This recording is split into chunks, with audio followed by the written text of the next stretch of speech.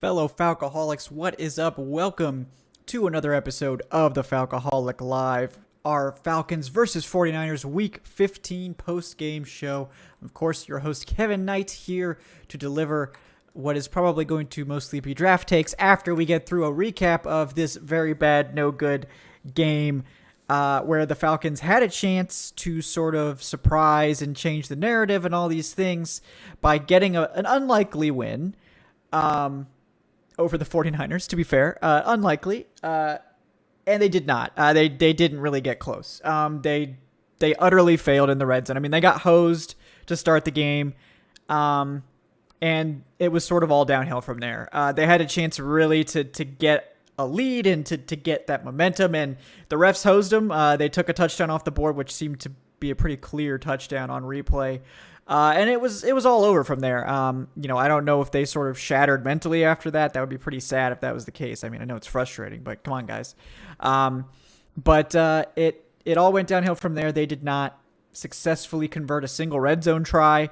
I believe maybe the one touchdown they did, but it was very poor performance from the offense, as we're sort of accustomed to seeing. It was one of the worst games by the defense, legitimately. All year, they were really bad against the run. They were bad against the pass. They were just bad all around. Even A.J. Terrell didn't have a particularly good game by his standards. So, yeah, I mean, and I think it's fair. Like, Ryan Brickell says they competed, but they weren't able to finish drives, and that's the key. Like, if you can't punch it in ever, you're going to be a terrible football team, which is what they look like against the 49ers. And to be frank, that's what they've looked like against every good team they've played this year. They've completely collapsed and crumbled whenever they've played a team legitimately more talented, top to bottom than them. And that's just kind of where they are. And, you can look at the DVOA where the Falcons are dead last. You can look at all these things. And it tells you the same thing, which is that the Falcons roster is just utterly terrible. And there's a few guys that are carrying a lot of weight. Cordarrelle Patterson, Matt Ryan, to as much as he can. There's some good players on this team, but overall this is the worst roster in the NFL, or close to it. I mean, it's you could probably nitpick and argue that because you have Matt Ryan, you can't be the worst in the NFL, and I think that's probably fair. But it's just a really fundamentally flawed roster, and every time it seems like we get back to this conversation every time they blow a game to a good team. And it's the same thing I'm going to say, which is that, look, the 49ers when they play better teams, they get their asses kicked. They can't stand up to good teams. They just absolutely can't compete. Now, obviously this was better than some of their previous outings against good teams, like the Patriots, where they were shut out, and the 49ers, where they had a 40-burger dropped on them and scored just 3 points. I mean, the Falcons in this game, if they had been able to cash in some of those touchdowns, it would have been a closer game. It would have been a little bit more respectable, but as it stands, they didn't. They didn't cash in the red zone. They were very bad in the red zone. I would say this was Arthur Smith's worst game as a head coach in terms of red zone play calling. It was very poor, very suspect, and that's obviously sad, but he's also playing with, at least one hand tied behind his back, because the interior offensive line, and McGarry was awful again today. Jake Matthews was bad too. Not a single player on the offensive line had a good day except maybe Chris Lindstrom, but that Hennessy Mayfield combo on the interior was getting so destroyed that I think he actively had to completely game plan around how bad that was. And, I know people were questioning the toss to Patterson, but if you watch that play again, I tweeted it. Mayfield was 3 yards in the backfield. Hennessy was 3 or 4 yards in the backfield. If they do an interior run there, if they do a sneak, they get blasted, and it wouldn't work either. Now, I think you could argue that at least that would have been the smarter call, in terms of football strategy, and I agree with you, but I think, Smith's look, I think maybe we can trust Patterson to go make a play on the outside more than I can trust Mayfield and Hennessy to hold up and run blocking. And, maybe that's not as bad of a call as it seems, but it was really bad. I mean, Arthur Smith had a really bad day in the red zone, which hasn't really been a big issue for him. As a whole, he's been a better red zone play caller than Dirk Cutter. I think Sark's 2018 is still one of the best red zone seasons that we've seen in recent memory for this team. But it's really frustrating to watch, obviously. But I just don't. I'm at the point where I don't know what you can actually evaluate, other than a lot of the players on this roster have no business starting in the league and, really shouldn't be anything more than reserve players.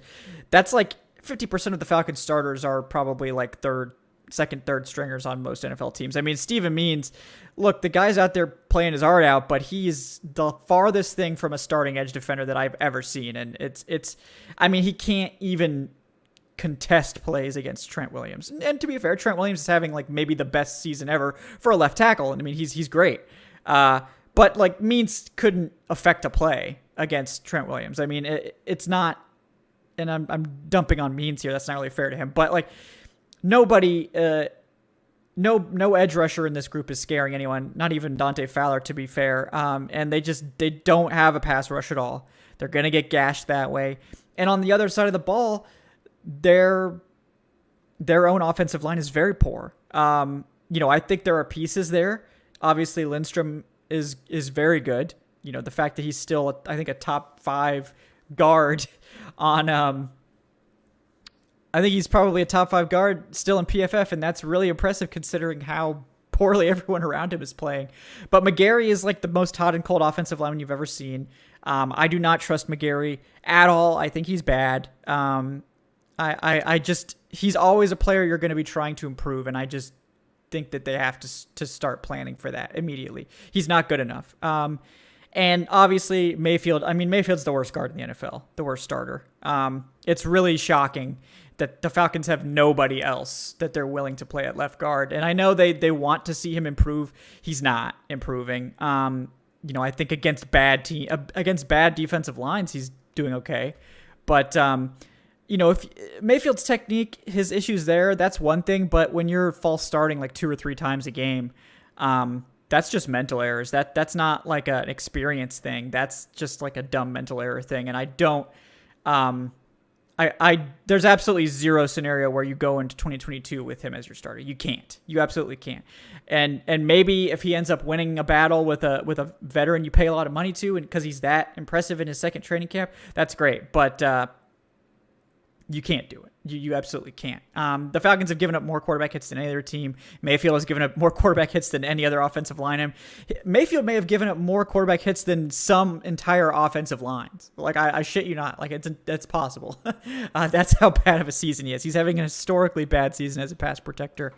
And it's really, it really goes back to the offseason, right? Which is they had nothing, and then COVID happened, and they had less than nothing. And they had to, go to restructures just to field 53 guys, and it showed.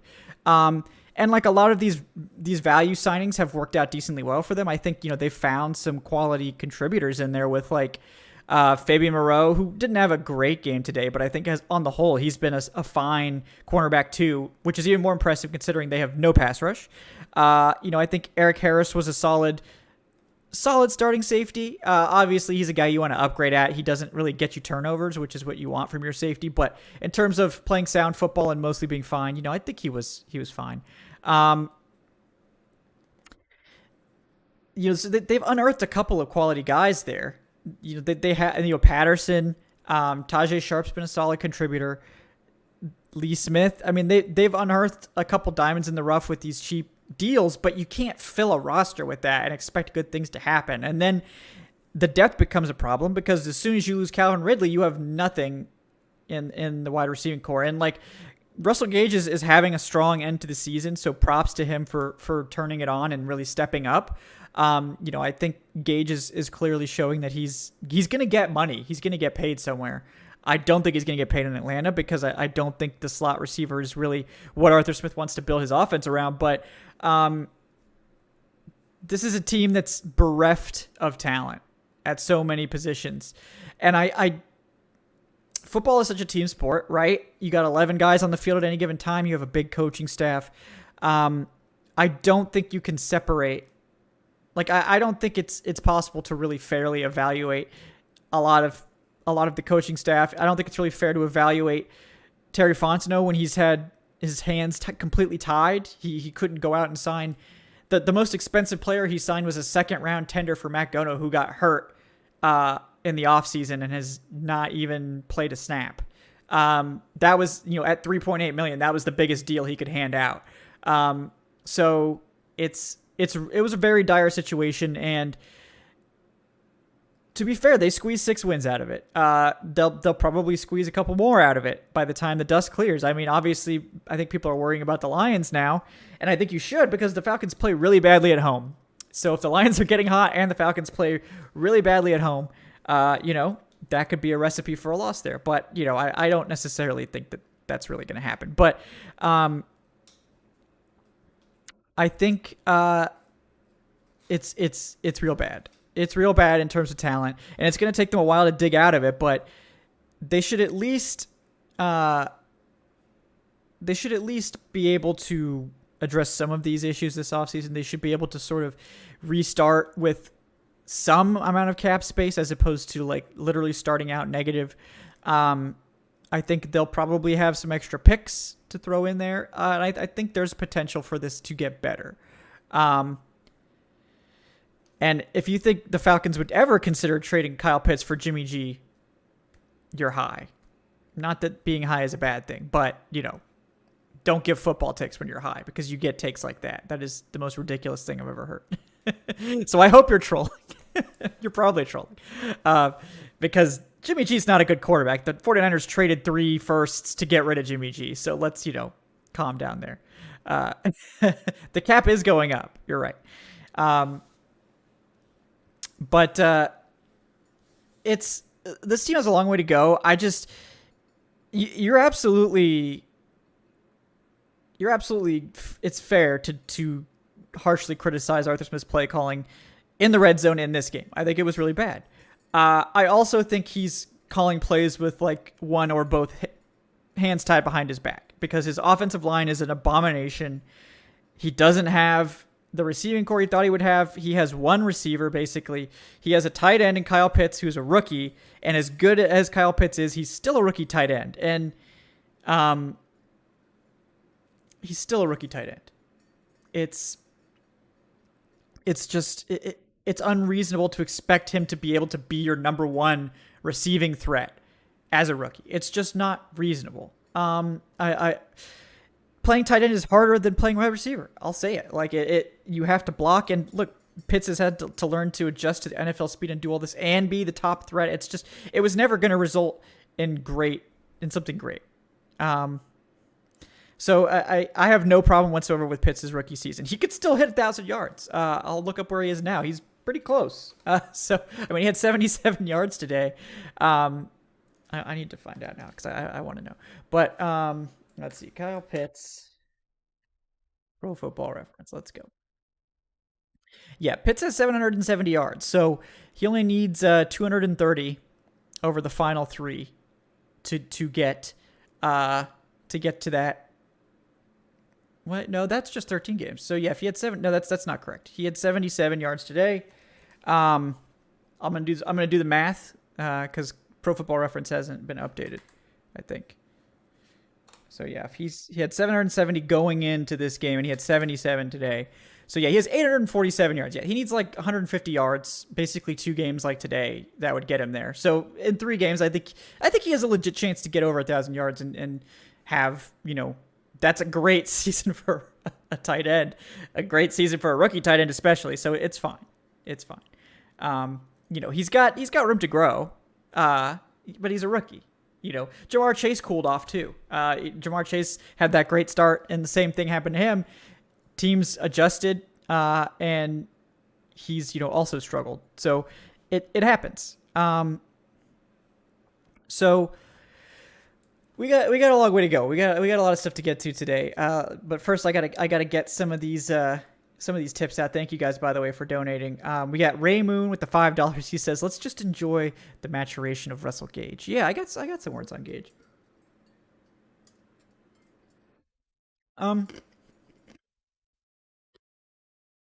Gage is good. I mean, Gage is fine. I'd still, obviously you don't want him to be your number one because that means you have big problems everywhere else at wide receiver. But I think his strong play is encouraging. He's making himself money. Like, it's probably not going to come from the Falcons, but he's out there getting money for himself. And I'm proud of that.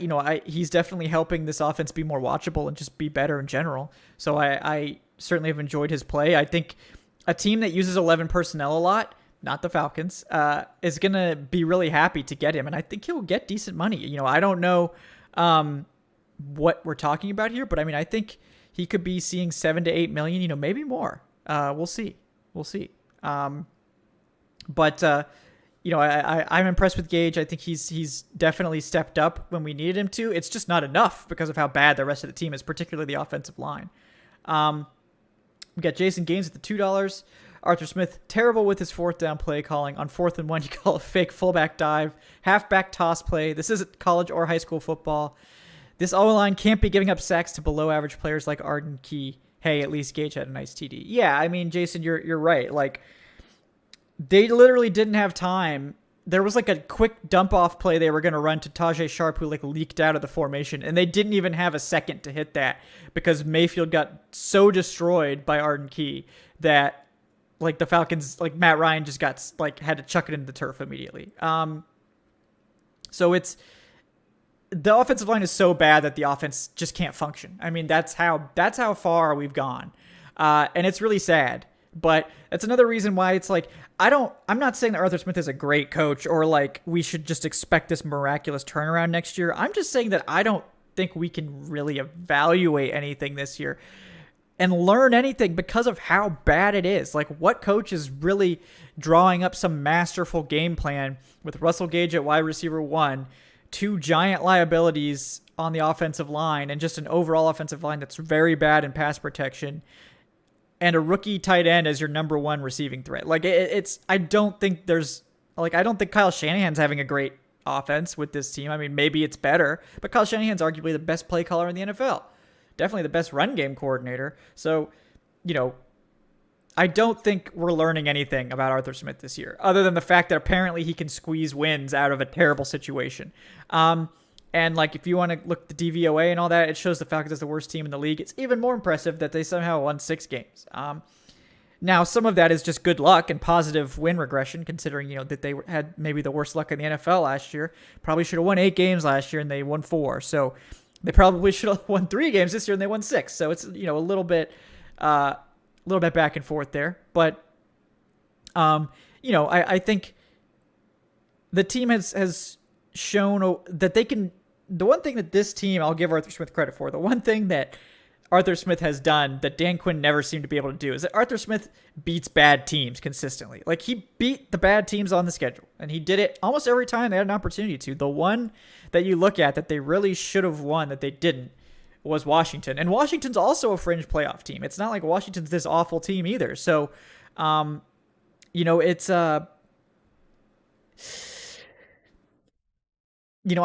I don't know how much you can draw from that, if it's just good luck or if they're just, it's hard to quantify. But I think it's noteworthy that he's been able to beat the bad teams consistently. I think that's worthy of praise, even if the overall product is not very good. By the way, guys, thank you again for watching. Please do like and subscribe if you haven't already. If you are just tuning into the show for the first time, you can check us out on Wednesdays at 8:10 p.m. Eastern. We have a lot of great guests. We had legendary Falcons offensive tackle Bob Whitfield on the show last week. That was a lot of fun. We're working on getting Keenan Forney, friend of the show, another great Falcons offensive lineman from that time period, back on here as well this week. So check out that on Wednesday. Please like and subscribe if you haven't already. Really appreciate that. If you're interested in supporting the show, the Patreon page is a great way to do that. Patreon.com/Falcoholic Live to get involved with that. Just had the Q&A. That was a lot of fun. And that's going to be out for everyone here soon. I just had to edit it because I left my mic off at the beginning like a dum-dum. So, don't want that out there. for you to hear me not talk for 5 minutes. So I'm working on getting that uploaded correctly. So bear with me on that one. But we got George Costanza now at the $3. He says, our primary receiving core is trash. Straight garbage. We have zero offensive threats outside of Patterson and Pitts. You guys were right. This team is 500 or just barely sub 500 team. When Detroit beats us, let the memes begin. Hey, look, if we're in draft season now, George, the tank is on. And if Detroit wins, we're just supporting the tank. No. I still don't think the Falcons are going to lose to Detroit. I know they played a great game today, and props to them. They really haven't given up. I kind of, they're kind of in a similar situation where they have just this really bad roster, but they're playing hard.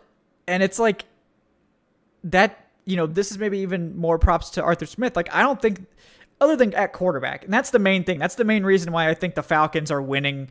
There are 6-7, probably going to win 8 games. It's because of Matt Ryan versus the Lions have Jared Goff. So I think that's the difference there. But the Falcons are getting some wins and Detroit isn't. So, we'll see. We got Solaire, a.k.a. Guy Fieri, with the $1. He says, I miss Calvin Ridley. Insert that pic with Wolverine lying down on the bed, holding the photograph of Calvin Ridley. Honestly, we should be way worse than we are. Also looks like I'm going to lose in fantasy. Have fun going against Jonathan Taylor. Yeah, Solaire, I needed you to win that one for me, bud. I needed you to do that. So now I have to play Jonathan Taylor, but that's not going to be a lot of fun. But hey, the rest of my team is solid, so we'll be okay. But we also have Corey Carter with the $3. He says, this loss hurt because we had some hope for the first time in a while, but I still say the worst is behind us. Not that we won't still have issues in the future, but we can still continue to improve from here. Yeah, I mean, I agree, Corey. I do think the worst is pretty much behind us. And I think we're going to see improvement, but I think the biggest improvement will come in terms of the overall roster strength. But, it's not just the roster. Like, the Falcons have to improve the roster. They have to get the offensive line where it needs to be. And then we also have to have Arthur Smith call a better game. I just don't know right now if Arthur Smith's play calling is like, these are the plays I want to run and I'm just calling bad plays, or if he is in a situation where he thinks,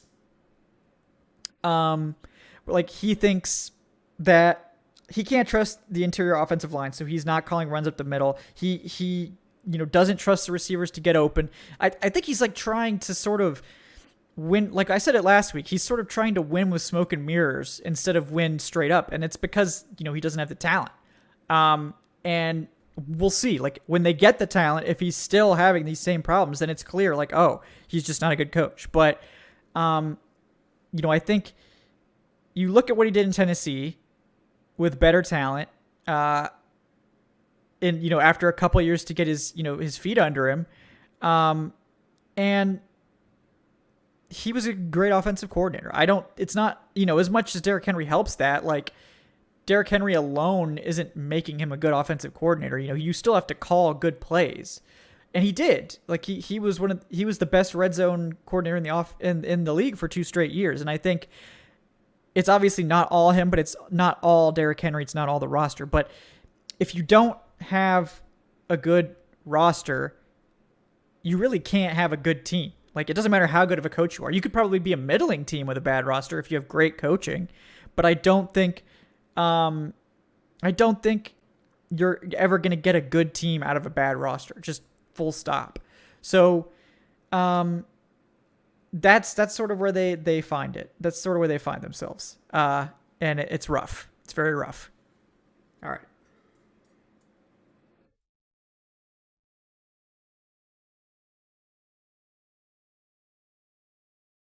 Yeah, and Joe Schmo and you're talking about the 2nd and 10 runs. I sort of addressed this on Twitter, and Arthur Smith certainly ran on 2nd and 10 more than normal in Tennessee.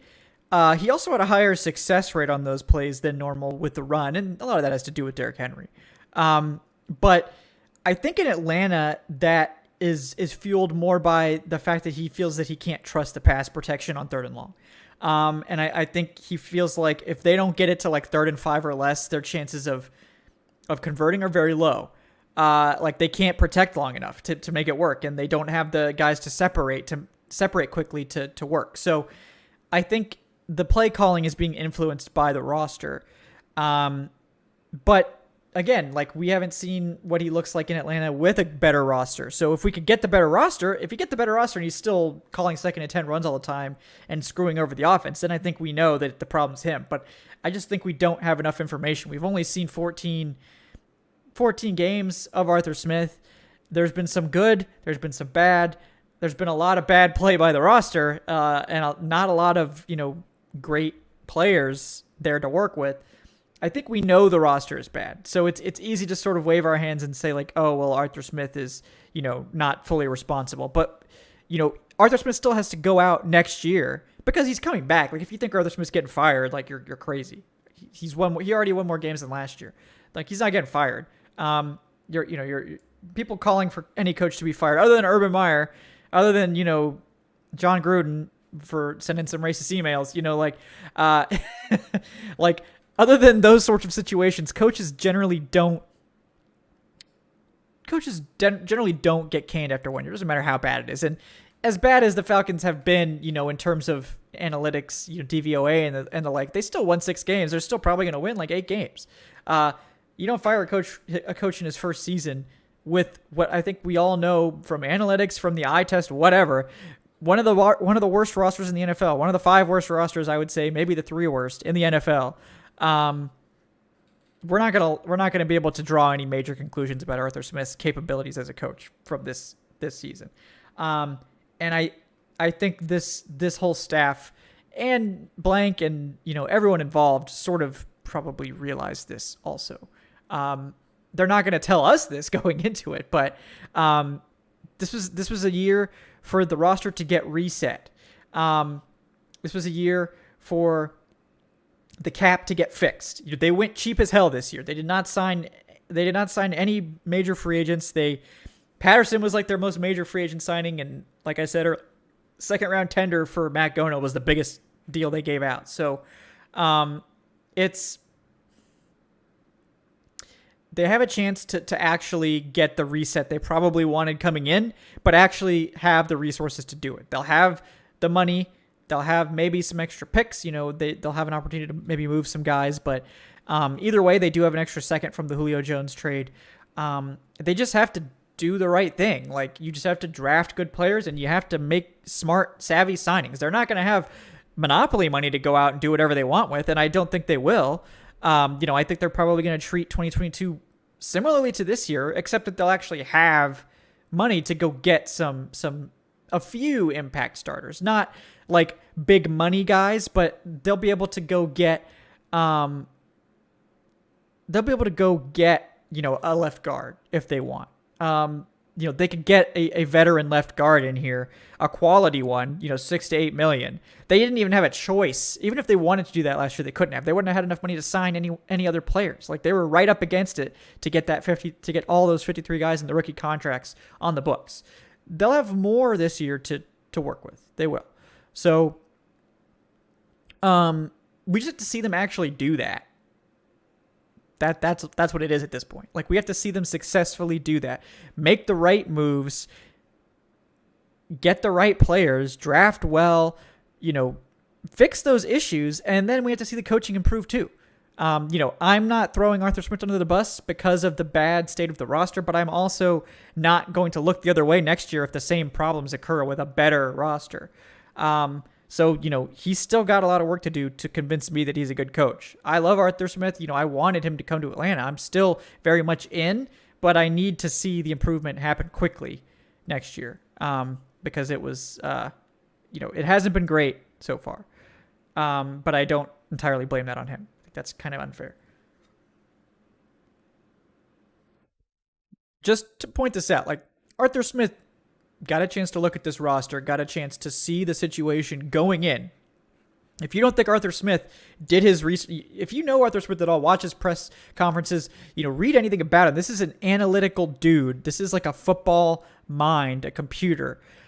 He went and interviewed with a lot of teams. If you don't think he did his research and found out exactly what went on, what the roster looked like, what the cap situation was, who he was going to work with for general manager, all these things. Like, if you don't think he looked at that when he was making his decision about where he wanted to go, you're crazy. Like, he looked at Atlanta, he saw the problems, he saw what was going on here. And he decided he wanted to come here anyway, even though he knew that this was going to be a really bad roster this year. They were going to have to sort of tear it down and rebuild, and take a lot of heat. He still picked this place. This was his choice. I still think it's possible that Arthur Smith is the best coach of this cycle, but it's too early to tell. Like, he certainly hasn't shown that yet. We need to see it, so let's see what happens this offseason. It's very important. Do they successfully get the players they need to get? Do they make the right moves? And does the coaching, the red zone play calling, the fourth down play calling, and all the play calling in general, does it improve once he has the personnel to be able to do what he actually wants to do? I hope so. But we're still in process here. All right, we got Guy Fieri, aka Soler, with the $1. He says, Pitts grabbing that interception and taking the ball, that was a catch, goddammit. I agree. It should have been a catch. I think you should always give players the catch. Like, if it's close and it's some miraculous play, like, you give it to them. Like, because this should be a fun game, right? Regardless, it was glorious. Also, we're totally going to lose to the Lions, but then beat the Bills on the road. It's inevitable. That would not shock me. The Falcons play really bad at home and play really good on the road. This game notwithstanding, the Pats game, I think, notwithstanding. So, yeah, I mean, we'll see. I don't think they're going to lose to the Lions, but I do think they win 2 more games. If they lose to the Lions, they're probably winning those last 2 games, right? So, we'll see. All right, we got George Costanza with the $3. He says, thinking of doing a Christmas giveaway for the Lions post game. How would we go about doing that? Yeah, George. I think we're hooked up on Discord. If you want to just message me there, we can work it out. I can try to plan that out. I don't know if I'll be able to do it on a quick turnaround just because I'll be traveling this week. But if you do want to do a giveaway, I can see if I can get it set up, because I probably want to have some sort of, sign up and something. And then we could announce it on the show. But yeah, message me on Discord. We'll see if we can get it worked out. If we can't get it done for Christmas, maybe we can get it done for some other big event or something like that. I appreciate you offering to do that. That's really nice of you. Yeah, we could talk about it. Corey Carter with the $1. He says, that touchdown overturn knocked the wind out of us. When you struggle for offense like we do, you can't lose that TD. Plus, it was a terrible spot. They marked him a full yard away. That could have changed the game because the Falcons were hyped early. Yeah, I totally agree with you, Corey. That really pissed me off big time. Not only did they take the touchdown out the board, which was a bad call. I mean, I think he was clearly in. They backed him up several yards from where he should have been, which was just ridiculous. So I was really pissed off by that. And yes, I mean, that's absolutely deflating. Like, if you think we're pissed about getting hosed by the officials, those players are pissed. Like, they're pissed.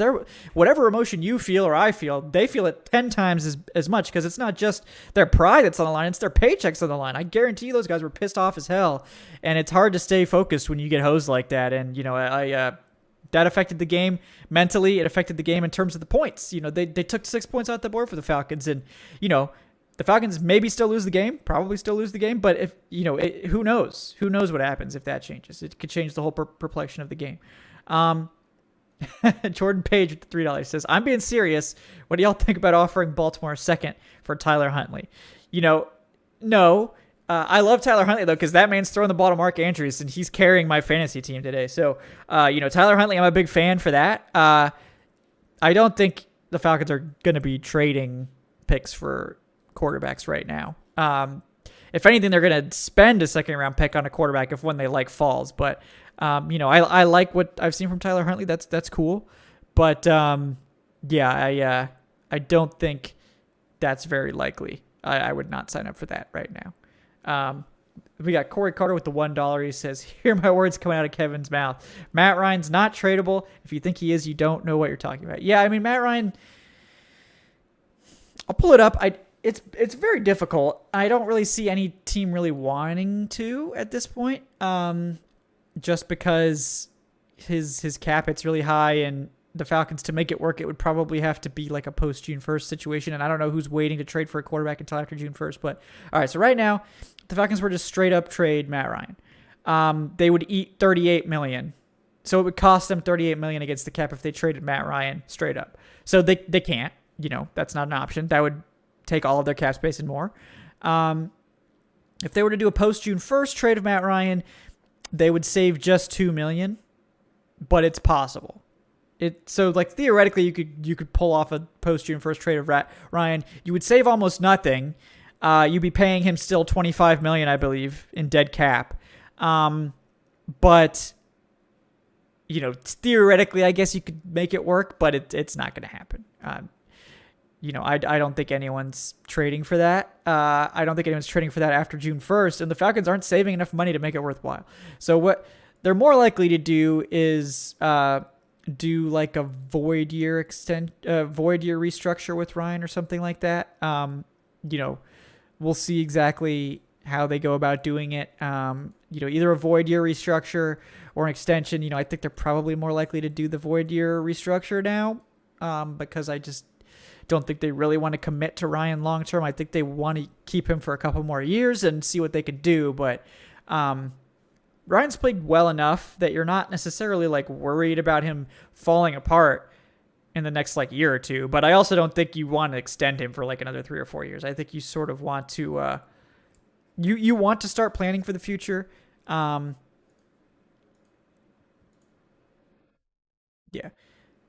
Okay, hold on. Let me I had the wrong button pushed on Ryan's numbers, so let me make it clear. It's still almost impossible to trade Ryan pre-June 1st. For whatever reason, it went back to 2021, even though I clicked 2022. So I apologize. So if they were to trade Ryan before June 1st, they eat $40 million in dead cap. $40 million. So that's not something they're likely to do, but they save technically $8 million because his cap hits $48 million right now. So that's really bad. If they were to do a post June 1st trade, it's possible. They save about half of his cap hit, which is $20 million. So if you're saying post June 1st trade for Ryan, it's theoretically possible. But they would have to find a team willing to deal him after the draft and deep into after the draft and that sort of thing. I just don't think that's likely to happen. Now, it's more possible than the first numbers I quoted but they could save, if they do the void year extension, they could save $18 million. I think that's probably more what they're going to do is sort of add some additional dummy years onto the contract, spread out his cap hit with that sort of, I guess it's technically a restructure, but you save, 11, 18 million, whatever. You add those sort of fake years onto the contract that spreads out his prorated bonus. So I think that's more likely what they'll do. They could also extend him, but I think they're going to be sort of reluctant to do that. Just don't think it's likely. So that's Ryan's cap hit is $48 million next year because they had to do a max restructure this year just to get under the cap, just to get under. So that's how bad the cap situation was, in case you didn't realize that. So next year they have options with him. They have options with a lot of these guys. They can do stuff. They're probably going to trade Deion Jones just because his cap hit's ridiculous, and I don't think, they're going to be interested in paying him his money. So they'll probably just take whatever pick they can get for him,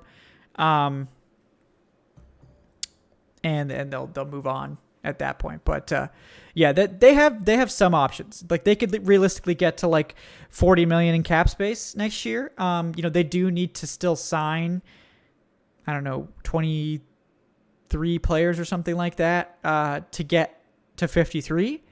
So to get to 53, they need to sign 23 players. So it's about roughly it's 23 million. That more give or take. But they're not going to sign 23 vet minimum guys. But give or take, they need at least probably 23 million to get to 53.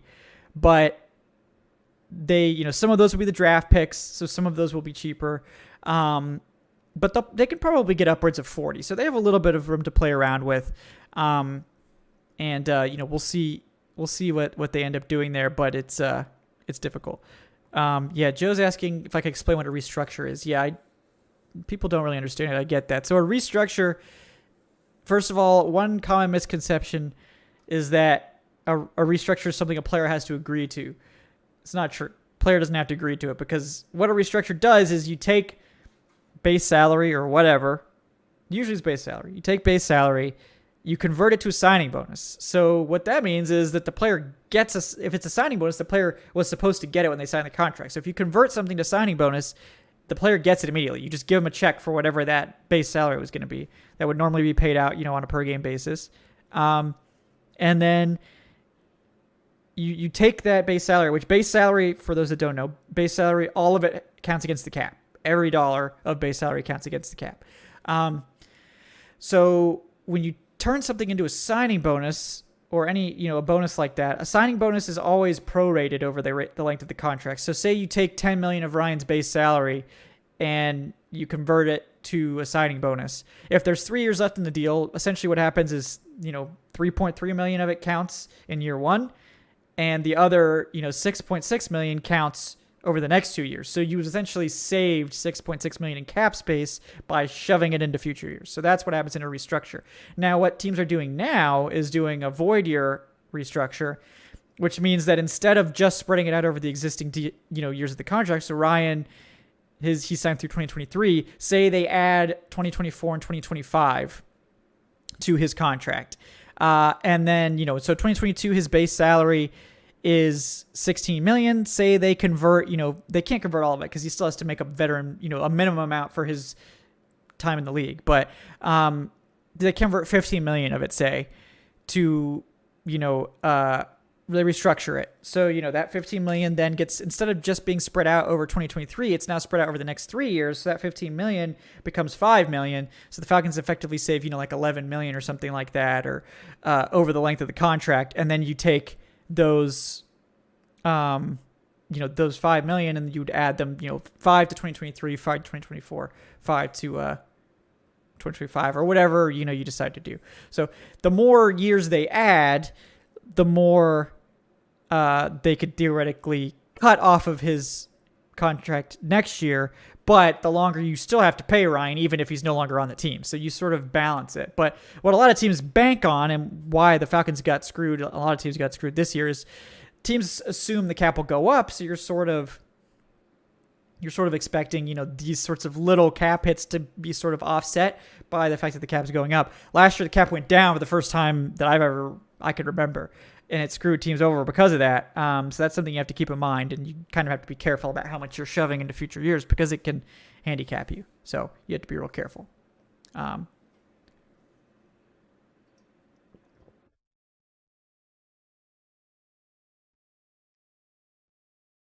All right, guys. Yeah, I mean, we didn't really talk about the defense. The defense was not good. But again, our expectations for the defense are low, so I feel like it's not that big a deal.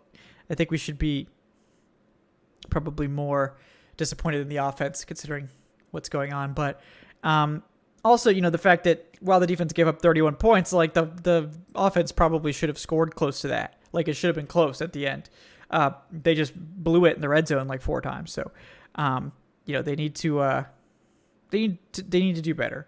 The offense is the problem here. The defense is a problem. It's just not the biggest one. And at the end of the day, they just have to do better. Everyone does. Guys, thank you so much for tuning in, for hanging out with me. Again, I will be back on Wednesday, hopefully with Keenan Forney and some other great guests for our other show. That show actually starts at 8:15 p.m. now because YouTube will no longer let me start shows on the 5s. It has to be on the 15s, so it'll either be 8 or 8:15. We may go back to 8 at some point. It's always been sort of like an inside joke that we start at 8:10, but since we'd have to push it to 8:15, we may go back to 8 at some point. Obviously, I'll let you guys know if that's the case. But, that's going to be, at 8:15 this week. And then we will have, of course, another post game coming for the Lions game. But, to those that I don't see again until after the next game, Merry Christmas, Happy Holidays to everyone. Thank you for tuning in. Like I said, please do like and subscribe.